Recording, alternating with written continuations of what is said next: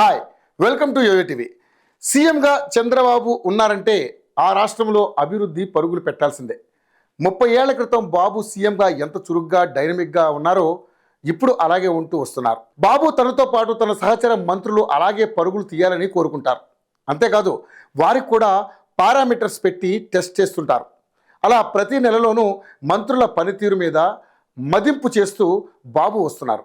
దానికి ప్రోగ్రెస్ రిపోర్ట్లుగా చెబుతుంటారు. మరోవైపు చూస్తే చంద్రబాబు మంత్రివర్గ సమావేశంలో కూడా మంత్రులకు దిశానిర్దేశం చేస్తూ ఉంటారు. మంత్రులు అంతా సక్రమంగా పనిచేయాలని సూచనలు చేస్తూ ఉంటారు. ఇవన్నీ పక్కన పెడితే కూటమి ప్రభుత్వ పాలన 6 నెలల కాలం పూర్తయింది.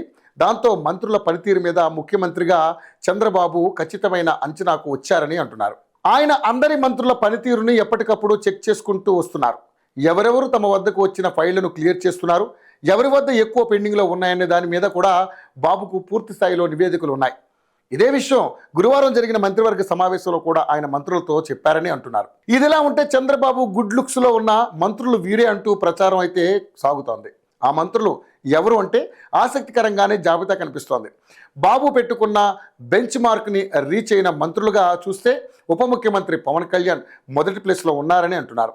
అదేవిధంగా విద్యాశాఖ మంత్రిగా నారా లోకేష్, మున్సిపల్ శాఖ మంత్రిగా నారాయణ, విద్యుత్ శాఖ మంత్రిగా గొట్టిపాటి రవికుమార్, వైద్య ఆరోగ్య శాఖ మంత్రిగా సత్యకుమార్, సూక్ష్మ చిన్న తరహా పరిశ్రమల శాఖ మంత్రిగా కొండపల్లి శ్రీనివాస్ ఉన్నట్లుగా చెబుతున్నారు. అదే టైంలో చంద్రబాబు కొంతమంది మంత్రుల పనితీరు విషయంలో అసంతృప్తిగా ఉన్నారని అంటున్నారు. వారిని తమ శాఖల మీద దృష్టి పెట్టాలని ఆదేశించడం ద్వారా మరింత సమయం ఇస్తారని అంటున్నారు.